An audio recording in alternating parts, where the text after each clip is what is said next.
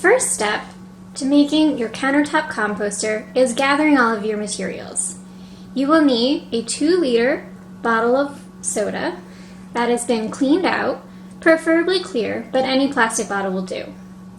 A sharp knife or scissors, something to poke holes with, such as a nail or thumbtack, soil from outside, not potting soil, dried material such as leaves or shredded newspaper, food scraps that do not contain meat or dairy, and a spray bottle that has clean water in it. To remove the label from your bottle, try and remove the label as completely as possible. The more light that gets into your composter, the quicker the material will break down. Next, you're going to cut the top off of the bottle. Start an inch or two down from the top and cut in a circle.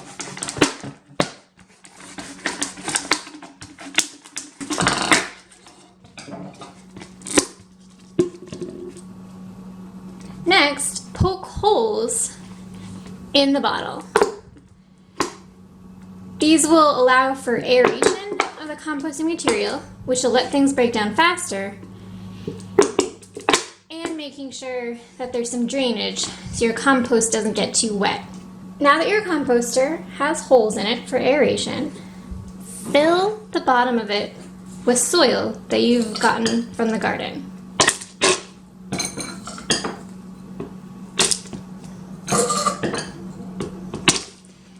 This will ensure that you have some nice decomposing microbes in your compost to help break everything down. The next thing we're going to add to our composter are dried leaves or newspaper.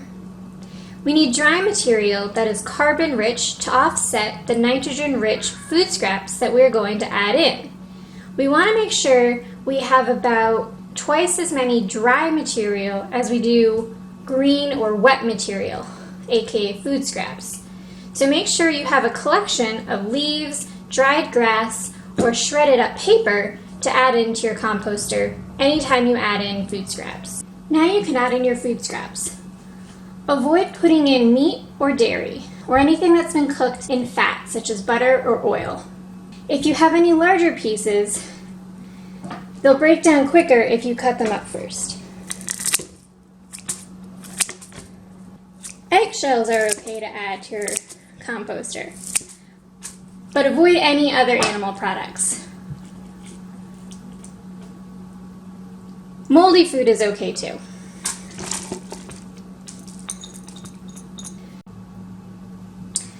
Lastly, you want to keep your compost moist. So spritz it with a little bit of water. Don't get it too wet, but you want to make sure that it doesn't dry out. You can add the top of your water bottle back on to act as a funnel for easier watering. Keep adding in layers of dry and then wet material. Once your composter is filled, let it hang out and wait until the material starts to break down again. You'll know your compost is finished when all of the different layers have broken down into a uniform looking, rich, dark soil amendment. You can add this to your houseplants or your garden outside. Compost allows your plants to grow faster and larger. You'll notice how much happier all of your plants are. Once you've spread your compost out, you can use the bottle and start the process all over again with a new set of soil, dry material, and food scraps. Happy composting!